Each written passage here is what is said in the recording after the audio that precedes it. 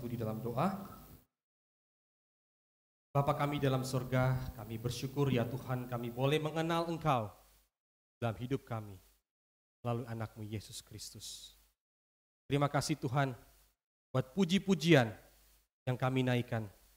Kiranya itu berkenan di hadapan-Mu Tuhan. Dan sebentar lagi kami akan belajar bersama kebenaran dari firman-Mu Tuhan. Kiranya Engkau melalui Roh Kudus-Mu menguatkan kami ketika kami mendengarkan firman ini. Menghibur kami ketika kami mendengarkan firman ini. Terlebih Tuhan, kami mampu melakukannya di dalam kehidupan kami setiap hari. Berbicaralah ya Tuhan kepada kami karena kami siap untuk mendengarkannya.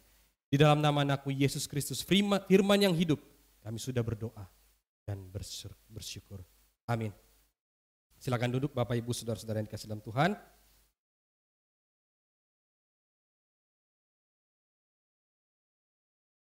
Tema Gereja Kristen Kalam Kudus Kota Padang di Minggu 23 April 2023 adalah Just Believe atau percaya saja. Yang terambil di dalam Injil Yohanes pasalnya yang ke-20 ayat 24 sampai ke-29. Sekali lagi, Injil Yohanes pasal 20 ayat 24 sampai dengan ayat 29.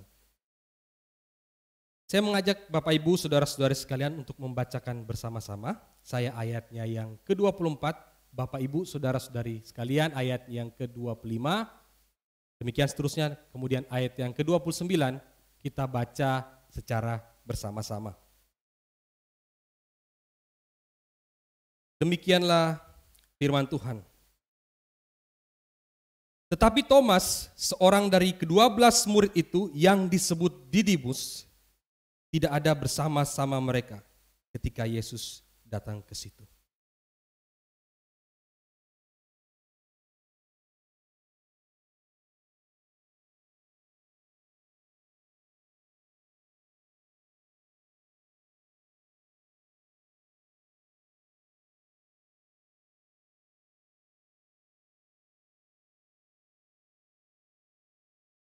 Delapan hari kemudian murid-murid Yesus berada kembali dalam rumah itu dan Thomas bersama-sama dengan mereka. Sementara pintu-pintu terkunci, Yesus datang dan ia berdiri di tengah-tengah mereka dan berkata, "Damai sejahtera bagi kamu."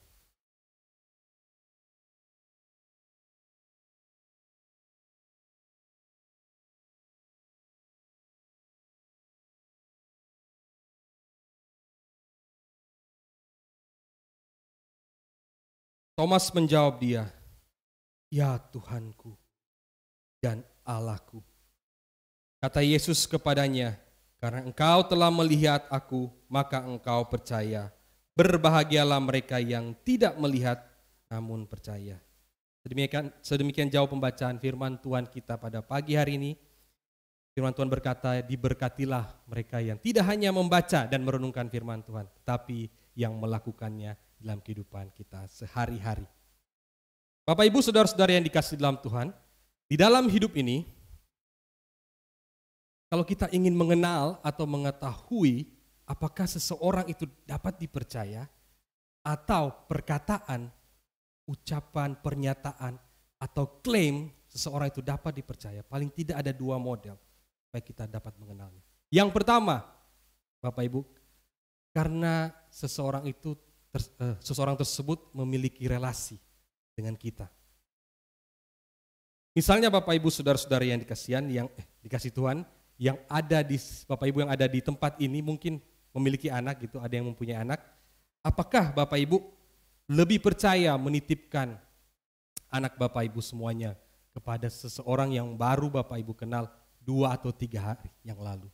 Atau Bapak Ibu lebih percaya menitipkan kepada orang tua Bapak Ibu Saudara kalian yang sudah membesarkan Bapak Ibu sampai saat ini, atau menitipkan kepada saudara kita, sepupu kita, untuk yang kita kenal bahwa dia bertanggung jawab ketika kita memberikan tugas untuk menitipkan anak kita. Manakah yang lebih kita percaya? Mereka yang baru kita kenal 2 atau 3 hari yang lalu, atau yang sudah kita kenal lebih baik, lebih dalam? Kemudian Bapak Ibu saudara-saudari yang dikasih dalam Tuhan, contoh yang lain misalnya, Bapak Ibu mengenal atau mengetahui ada seseorang yang Bapak Ibu tahu mempunyai hutang di mana-mana, kredit di banknya itu macet. Kemudian dia datang kepada Bapak Ibu Saudara dan meminjam uang sekian juta. Kemudian dia berkata dalam waktu 1 hari ini saya akan mengembalikan uang ini. Apakah Bapak Ibu mudah percaya?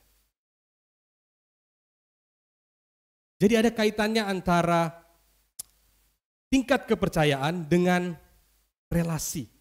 Semakin dalam seseorang mengenal seseorang tersebut, semakin dalam kita punya relasi dengan seseorang, semakin kita tahu apakah dia itu dapat dipercaya atau tidak. Model yang kedua Bapak Ibu, saudara-saudari yang dikasih dalam Tuhan adalah ketika kita ingin tahu apakah seseorang itu dapat dipercaya, apakah perkataan, ucapan, pernyataan atau klaim yang keluar dari mulutnya itu dapat kita pegang karena orang tersebut memiliki kemampuan atau keahlian.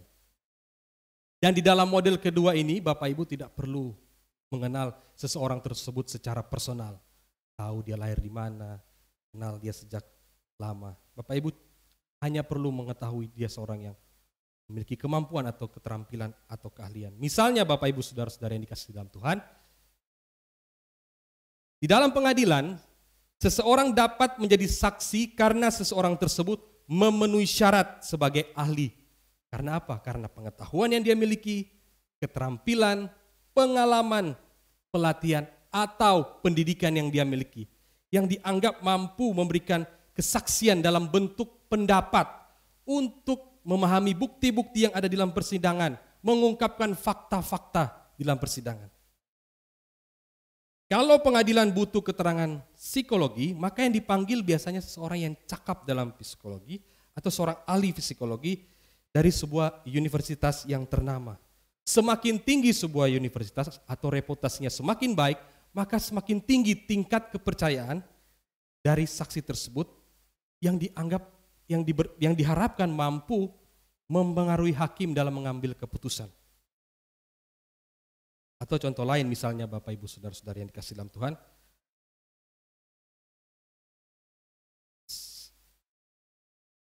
manakah yang Bapak Ibu lebih percaya ketika ada ronsen paru-paru dari orang ini? Manakah yang Ibu lebih percaya?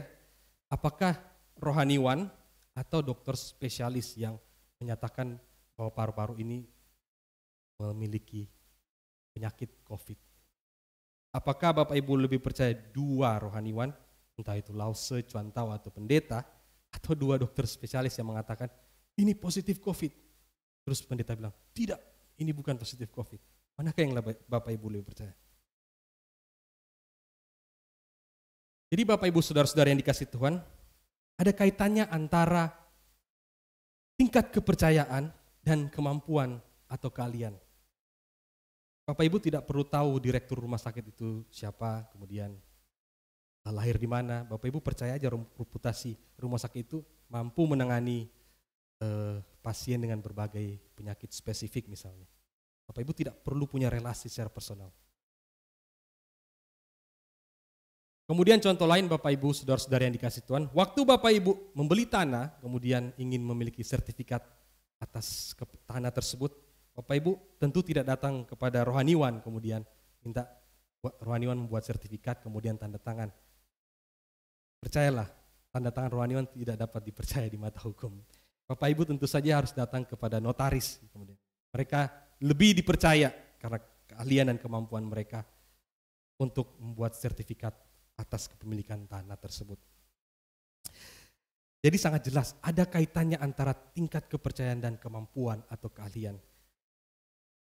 Bapak Ibu saudara-saudara yang dikasihi dalam Tuhan, firman Tuhan yang kita baca juga pada hari ini itu juga berkaitan dengan kepercayaan. Bagaimana Thomas yang adalah salah satu dari 12 murid Yesus tidak percaya kepada laporan atau kesaksian dari teman-temannya. Padahal teman-temannya ini memiliki relasi yang dekat dengan Thomas. Tapi Thomas tidak percaya. Artinya apa? Model yang pertama yaitu kepercayaan didasarkan pada tingkat relasi tidak berlaku bagi Thomas saat ini. Meskipun engkau temanku, saya nggak percaya apa yang kau sampaikan. kira-kira begitu.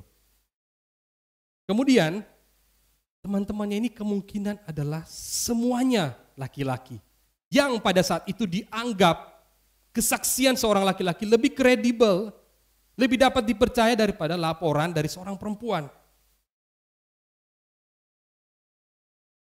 D.A. Carson, seorang profesor perjanjian baru, menyatakan kemungkinan murid-murid yang ada di ayat 25 itu mengacu kepada 10 para rasul minus Yudas Iskariot dan Thomas.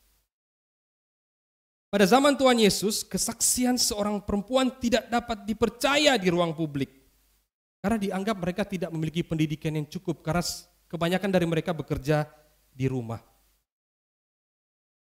Laki-lakilah yang mendapat hak istimewa pada zaman itu. Laporan laki-laki sangat kredibel dibandingkan perempuan.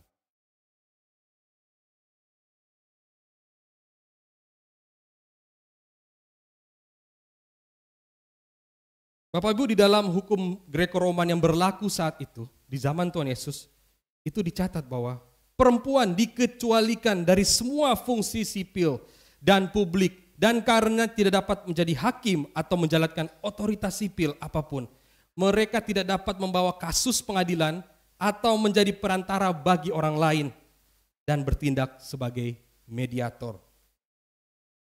Sejarawan Yahudi Flavius Josephus juga melaporkan bahwa pada abad pertama, abad di mana Tuhan Yesus hidup, wanita Yudea yang dianggap sebagai saksi, tidak dianggap sebagai saksi, yang dapat diandalkan. Dia berkata, jangan biarkan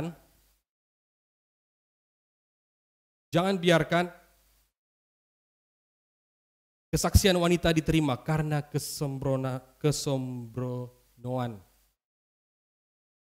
kesembronoan dan keberanian jenis kelamin mereka.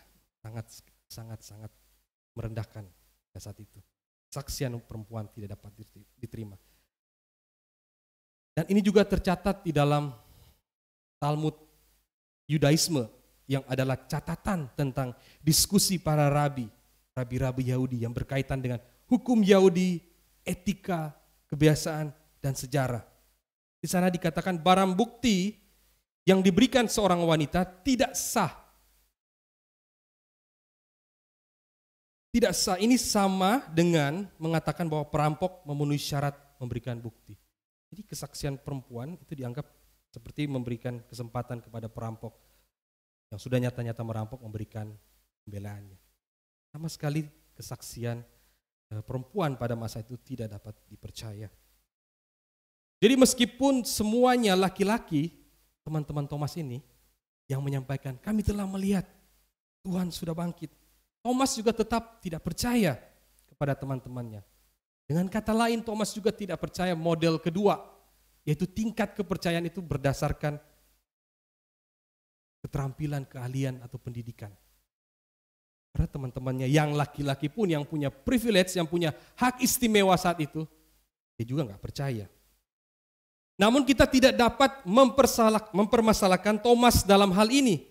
Karena memang sulit bagi orang-orang masa itu, orang-orang yang hidup zaman itu untuk percaya orang yang sudah mati itu bangkit lagi. Meskipun Tuhan Yesus pernah membangkitkan Lazarus orang mati pada pasal 11 di dalam Injil Yohanes. Dan Yesus berulang kali mengajarkan kepada mereka bahwa dia akan mati dan bangkit dan mengalahkan dunia ini. Misalnya di dalam Injil Yohanes pasal 6 ayat 31 sampai 33, di sana Yesus berkata, "Percayakah kamu sekarang? Lihatlah saatnya datang, bahkan sudah datang, bahwa kamu dicerai-beraikan masing-masing ke tempatnya sendiri dan kamu meninggalkan aku seorang diri. Namun aku tidak seorang diri, sebab Bapa menyertai aku. Semuanya itu kukatakan kepadamu supaya kamu beroleh damai sejahtera dalam aku. Dalam dunia kamu menderita penganiayaan, tetapi kuatkanlah hatimu. Aku telah mengalahkan dunia." Ini perkataan Tuhan Yesus kepada mereka sebelum Tuhan Yesus disalibkan. Di pasal 20 juga di sana dikatakan, "Maka datanglah Simon Petrus juga menyusul dia."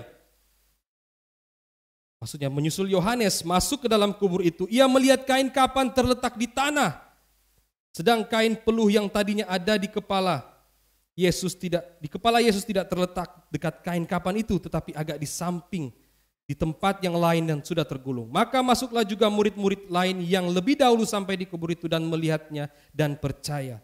Sebab selama itu mereka belum mengerti isi kitab suci yang mengatakan bahwa ia harus bangkit dari antara orang mati.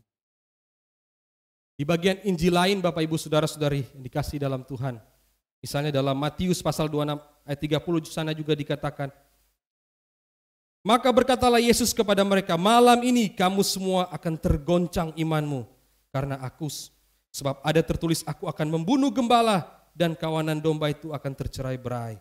Akan tetapi sesudah aku bangkit, aku akan mendahului kamu ke Galilea.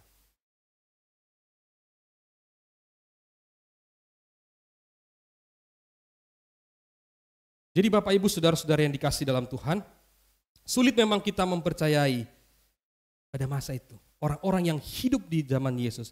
Bahkan Maria pun, Maria Magdalena tidak dapat mengenal Yesus ketika ia bangkit.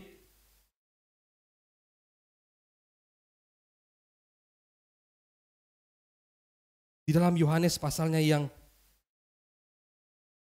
ke-20 di sana dikatakan, sesudah berkata demikian menolehlah Maria. Maria menoleh kemudian ke belakang dan melihat Yesus berdiri di situ, tetapi ia tidak tahu bahwa itu adalah Yesus. Kata Yesus kepadanya, "Ibu, mengapakah engkau menangis? Siapakah yang engkau cari?" Maria menyangka orang itu adalah penunggu taman. Lalu berkata kepadanya, "Tuan, jikalau Tuan yang mengambil dia, katakanlah kepadaku, di mana Tuhan meletakkan dia supaya aku dapat mengambilnya?" Kata Yesus kepadanya, "Maria." Kemudian Maria berpaling dan berkata kepadanya dalam bahasa Ibrani, "Rabuni," artinya guru. Demikian juga dengan dua orang murid Yesus yang berjalan dari Yerusalem menuju ke Emmaus. Selama perjalanan mereka tidak mengenal bahwa Yesus itu bercakap-cakap dengan mereka sepanjang jalan. Nanti waktu Tuhan Yesus singkapkan kepada mereka, bukakan ketika Tuhan Yesus perjamuan makan dengan mereka. Di sana waktu Tuhan Yesus mengambil roti, mengucap berkat dan memecah-mecahkannya dan memberikan kepada mereka. Ketika itu terbukalah mata mereka dan mereka pun mengenal Dia. Tetapi Tuhan Yesus lenyap dari tengah-tengah mereka. Bapak Ibu Saudara-saudara yang dikasih dalam Tuhan, selama Tuhan Yesus hidup, Injil mencatat ia telah melakukan banyak sekali mujizat dan berulang kali telah mengajarkan tentang dirinya, apa yang akan terjadi ke depannya. Tetapi murid-muridnya pun sulit untuk memahami. Artinya Bapak Ibu, murid-murid saja yang hidup bersama-sama dengan Tuhan Yesus, yang punya relasi dekat dengan Tuhan Yesus, yang bisa menyentuh tangan Tuhan Yesus, tidak dapat mengerti apa yang Tuhan Yesus sampaikan. Dan siapa Tuhan Yesus ketika Yesus bangkit. Mereka tidak mengenal. Apalagi orang-orang yang hidup jauh dari periode Tuhan Yesus. Mereka yang tidak pernah diajarkan oleh Tuhan Yesus secara langsung. Tidak pernah menyaksikan otoritas Tuhan Yesus ketika Tuhan Yesus menyembuhkan banyak orang. Apalagi kita di zaman sekarang yang terlampau jauh, hampir 2000 tahun dari masa di mana Tuhan Yesus hidup. Jadi kita tidak dapat menyalahkan Thomas di dalam posisi ini. Karena keraguannya pun adalah dialami. Keraguan yang dialami oleh murid-murid lain. Di pasal sebelumnya ketika hari sudah malam, pada hari Minggu pertama berkumpullah murid-murid Yesus di suatu tempat dengan pintu-pintu yang terkunci. Karena mereka takut kepada orang Yahudi. Pada waktu itu datanglah Yesus dan berdiri di tengah-tengah mereka dan berkata, "Damai sejahtera bagi kamu." Dan sesudah berkata demikian, Tuhan Yesus menunjukkan tangannya yang terpaku dan lambungnya kepada mereka. Dan murid-murid itu kemudian bersuka cita ketika melihat benar ini Tuhan Yesus. Artinya mereka juga ragu apakah orang yang di tengah-tengah ini adalah Yesus atau bukan. Kita harus mengakui Bapak Ibu Saudara-saudari, orang-orang Palestina Yudea atau orang-orang Yahudi memang itu sulit untuk menerima ajaran Tuhan Yesus atau memahami ajaran Tuhan Yesus.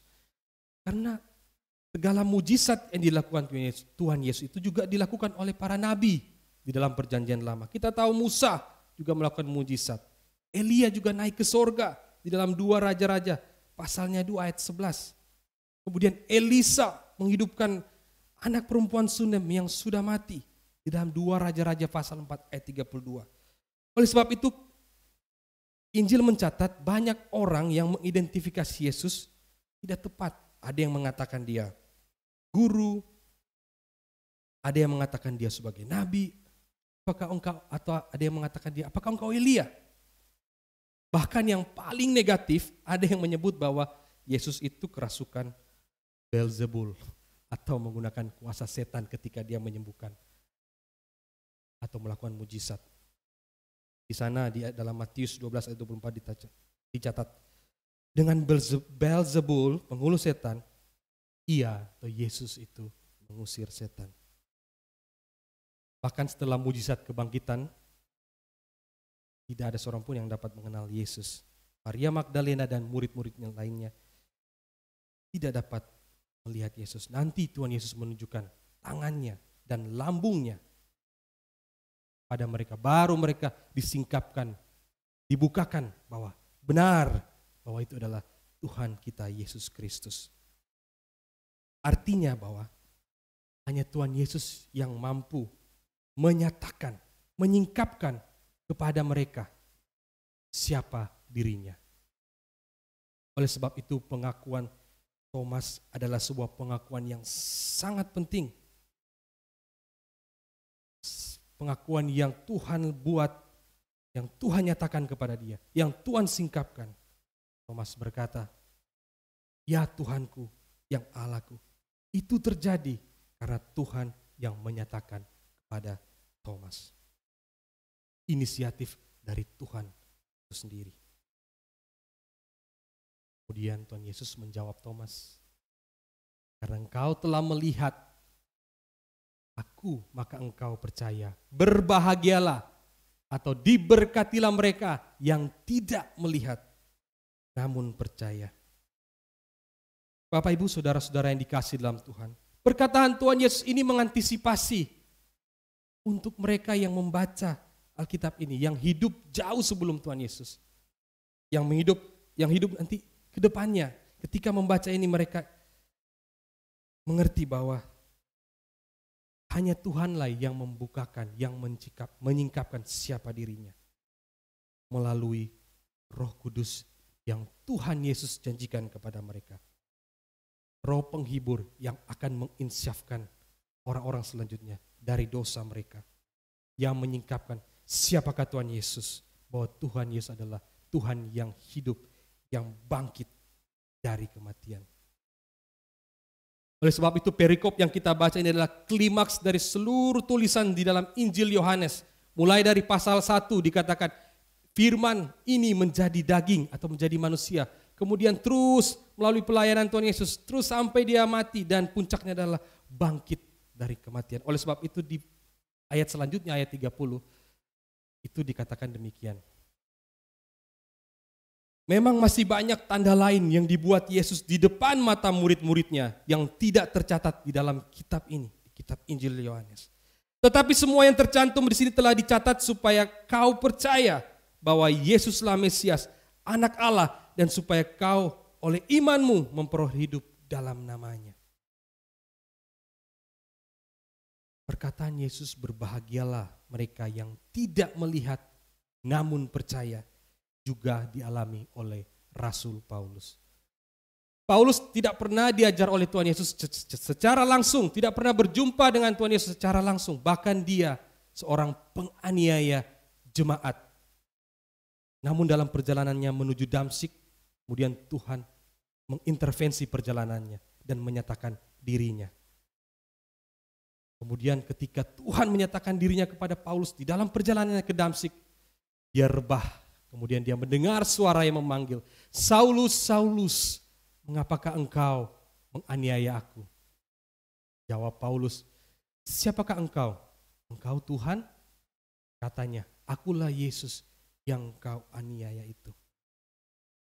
Oleh sebab itu, pengalaman Paulus yang tidak pernah bertemu dengan Tuhan Yesus secara langsung dan tidak pernah dididik oleh Tuhan Yesus secara langsung, itu berkata pada jemaat Korintus, dan tidak ada seorang pun yang dapat mengaku Yesus adalah Tuhan selain oleh pekerjaan Roh Kudus. Artinya Bapak Ibu, saudara-saudari yang dikasihi dalam Tuhan, hanya Roh Kudus yang memampukan setiap orang untuk percaya kepada Yesus Kristus adalah Tuhan yang menjadi manusia, Tuhan yang bangkit dari kematian. Hanya semata-mata pekerjaan dari Roh Kudus.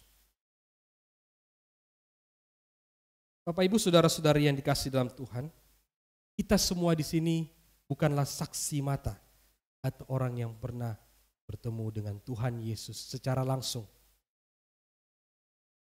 Kita belum memiliki teknologi yang mampu membawa kita mundur ke belakang ke tahun di mana Tuhan Yesus hidup. Tetapi kita semua di sini percaya bahwa Yesus itu pernah ada di dalam dunia. Dia pernah hidup dan mati di bawah pemerintahan Pontius Pilatus. Disalibkan dan naik, dia bangkit dan naik ke surga. Duduk di sebelah kanan Allah. Itu adalah pengakuan kita setiap kita ibadah di hari Minggu. Meskipun kita tidak ada di dalam periode atau waktu di mana Yesus hidup. Apakah ada di antara Bapak, Ibu, Saudara-saudari sekalian yang ada pada hari ini, yang pernah pergi ke Yerusalem kemudian menggali tanah di sana, melihat kubur kosong, kemudian melakukan penelitian di sana, baru kemudian saya percaya, oh benar bahwa Yesus itu pernah hadir, pernah mati, buktinya kuburnya kosong dan dia bangkit. Oh, saya baru percaya. Apakah Bapak Ibu seperti itu? Pergi dulu ke sana kemudian baru percaya, wah benar bahwa Yesus itu bangkit. Kita semua percaya dengan cara Tuhan yang ajaib, yakni melalui Roh Kudus yang bekerja melalui pemberitaan firman Tuhan. Melalui firman Tuhan yang dikhotbahkan dan firman Tuhan yang dihidupi oleh pengikut-pengikut Yesus Kristus. Yang setia, yang menghidupi dan mengabarkan Injil itu. Seperti pendeta Dr. Andrew G. Roh Kudus memakai pendeta Dr. Andrew G. yang datang dari Shanghai ke sana, dari Shanghai menuju Indonesia dan memberitakan tentang Yesus Kristus, Tuhan yang mati dan bangkit dari kematian. Dan melalui kuasa Roh Kudus juga banyak orang menjadi percaya pada Tuhan Yesus Kristus. Dengan lahirlah gereja Kalam Kudus Padang dan STT Saat. Andrew G. tidak hidup juga di zaman Tuhan Yesus. Orang-orang yang mendengarkan pemberitaan dari pendeta Andrew G. juga tidak hidup di periode Yesus. Tetapi kuasa Roh Kudus menyingkapkan mereka, membukakan mata hati mereka bahwa benar Yesus hidup, Yesus mati, dan Yesus bangkit dari kematian. Bapak Ibu saudara-saudari yang dikasihi dalam Tuhan kita Yesus Kristus, saya sendiri bukan ketika saya masuk sekolah Alkitab, belajar Alkitab, meneliti tentang Yesus Kristus yang ada di dalam kitab, membaca penelitian para ahli, baru kemudian saya percaya, oh benar, bahwa Yesus engkau Tuhan. Tidak Bapak Ibu. Saya percaya Yesus dulu, baru kemudian saya masuk sekolah Alkitab. Saya sudah percaya Yesus Kristus oleh karena Roh Kudus menggunakan orang tua saya menyampaikan siapakah Yesus. Dia adalah Tuhan dan Juru Selamat. Roh Kudus memakai guru-guru sekolah minggu. Terus saya sekolah minggu diajarkan Tuhan Yesus adalah sahabatku. Dia adalah Tuhanku. Sampai besar nanti aku akan ingat Tuhan Yesus. Roh Kudus juga memakai kebaktian-kebaktian KKR yang saya ikuti untuk semakin memantapkan siapakah Yesus Kristus di dalam hidup saya. Kemudian setelah itu baru saya ingin mengikuti dengan setia Tuhan Yesus dan menyerahkan sepenuhnya hidup saya tangan Tuhan. Baru kemudian saya masuk STT, sekolah atau sekolah Alkitab. Kemudian juga STT, beberapa STT termasuk STT saat yang dimana saya diperlengkapi juga tidak akan menerima orang yang belum percaya kemudian masuk STT, tidak. Karena ada 2 formulir yang harus diisi, yaitu yang pertama adalah formulir pertobatan, kesaksian dia bagaimana dia mengenal atau berjumpa dengan Tuhan Yesus. Formulir kedua adalah formulir tentang panggilan dia, mengapa dia mau masuk sekolah Alkitab atau STT saat. 2 formulir itu sebagai prasyarat untuk masuk. Jadi tidak juga diterima orang yang belum sama sekali percaya atau baru percaya sehari yang lalu kemudian dia daftar ke STT saat. Tidak. Mereka harus digembalakan dulu, digembalakan oleh gembala di mana mereka berada, kemudian dibentuk, kemudian direkomendasikan untuk masuk. Jadi sudah percaya terlebih dahulu, sudah disingkapkan oleh Roh Kudus kepada orang-orang, pada diri saya. Masuk diri saya untuk percaya kepada Kristus. Bapak Ibu saudara-saudara yang dikasihi dalam Tuhan kita Yesus Kristus. Kita semua bisa percaya atau menerima begitu saja, atau percaya saja terhadap pemberitaan tentang Yesus Kristus yang mati dan bangkit, bukan karena kita pintar, bukan karena kita hebat, bukan karena kita memiliki kedudukan, bukan karena kita memiliki banyak uang, tetapi semata-mata anugerah dari Tuhan kita Yesus Kristus melalui kuasa Roh Kudus yang bekerja. Oleh sebab itu Bapak Ibu saudara-saudari yang dikasihi Tuhan, Tuhan Yesus berkata, berbahagialah mereka, kita semua yang hadir di sini, yang tidak pernah melihat Yesus secara langsung, tapi percaya padanya. Amin. Mari kita satu di dalam doa.